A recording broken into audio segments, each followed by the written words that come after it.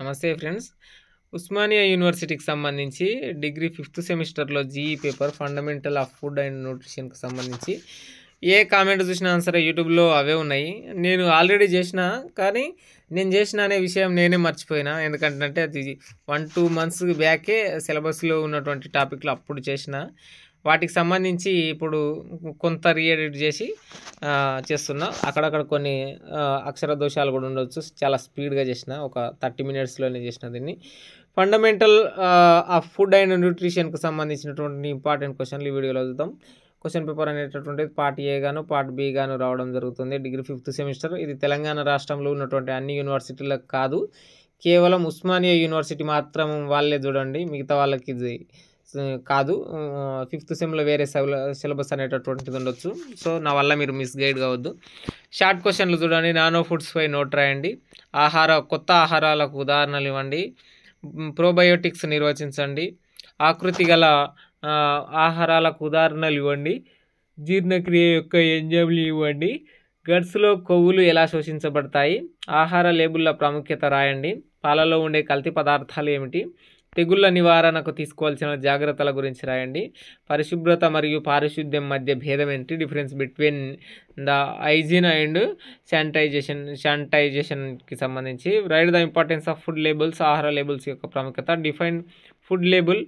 ఆహార లేబుల్ని నిర్వచించండి అని చెప్పి. వాట్ ఆర్ ఇట్స్ కాంపోనెంట్స్, దాని భాగాలను తెలపండి. ఇవి షార్ట్ క్వశ్చన్లు. ఇక లాంగ్ ఆన్సర్ క్వశ్చన్లు చూసుకున్నట్లయితే సౌకర్యవంతమైన ఆహారాలు అంటే ఏమిటి, ప్రస్తుత దృష్టాంతంలో వాటి ప్రాముఖ్యత చర్చించండి. What are convenience foods, discuss their importance in current scenario.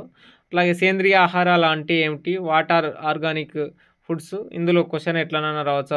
Organic ఫుడ్స్కి సంబంధించి ఈ న్యూట్రిషన్కి సంబంధించి న్యూట్రిషన్ మరియు ఫుడ్ ఏదైతే ఈ సబ్జెక్ట్ ఉందో ఫండమెంటల్ ఆఫ్ ఫుడ్ అండ్ న్యూట్రిషన్కి సంబంధించి ఇటువంటి క్వశ్చన్లే రిపీట్ అవుతుంటాయి. ఆర్గానిక్ ఫుడ్స్, కన్వీనియన్స్ ఫుడ్, కల్తీ ఆహారాలు, ఆహారంలో కల్తీ ఎట్లా గుర్తించాలి, ఇటువంటివే ఉంటాయి మొత్తం. సో డిఫైన్ ఫుడ్ అడల్ట్రేషన్, ఆహార కల్తీని నిర్వచించండి. చూడండి నేను చెప్పినట్లుగా. అట్లాగే వండిన ఆహార పదార్థాల నిల్వ సమయంలో ఎలాంటి జాగ్రత్తలు తీసుకోవాలి. అట్లాగే ఆహారం ఎంపిక మరియు కొనుగోలు పద్ధతులను చర్చించండి.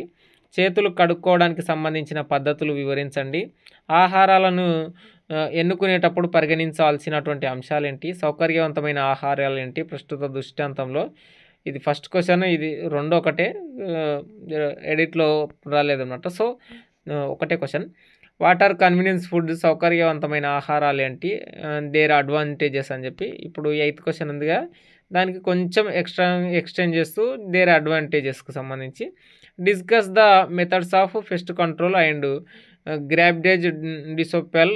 పెస్ట్ కంట్రోల్ మరియు చెత్త పారేయడం యొక్క పద్ధతులను చర్చించండి. మీరు స్క్రీన్ షాట్ తీసుకోండి ఒకసారి, నేను చూపిస్తాను. టెలిగ్రామ్ ఛానల్లో కూడా పోస్ట్ చేస్తా. ఇక్కడ ఫస్ట్ క్వశ్చన్ 8th క్వశ్చన్ ఒకటే, 9th క్వశ్చన్ దానికి ఎక్స్టెంట్గా ఉండడం జరిగింది, కొంచెం ఎక్స్ట్రా ఉంది.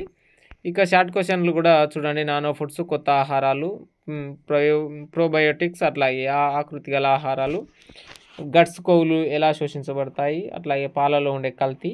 ఇక్కడ 4 పదాలు గుర్తుపెట్టుకోండి. కేవలం కల్తీ అంటే ఫుడ్కు సంబంధించి, మరియు కల్తీ యొక్క నివారణ, మరియు కన్వీనియన్స్ ఫుడ్కు సంబంధించి ఫుడ్ ఎట్లా ప్రిపరేషన్, ఫుడ్కు సంబంధించి ఎట్లా డిమాలిష్ అవుతున్నప్పుడు దాన్ని ఎట్లా మనం, అంటే చెడిపోతున్నప్పుడు మనం ఎట్లా గుర్తించాలి. ఆహార లేబుల్కు సంబంధించి, ఫుడ్ లేబుల్స్కి సంబంధించి ఈ క్వశ్చన్లు అనేటటువంటి ఇంపార్టెంట్ అనమాట. సో వీటినే నేర్చుకోవడానికి ప్రయత్నం చేయండి. Signing out. నేను మీ దండు వెంకట్రాములు. ఖచ్చితంగా మీ ఫ్రెండ్స్ అందరికీ షేర్ చేయండి.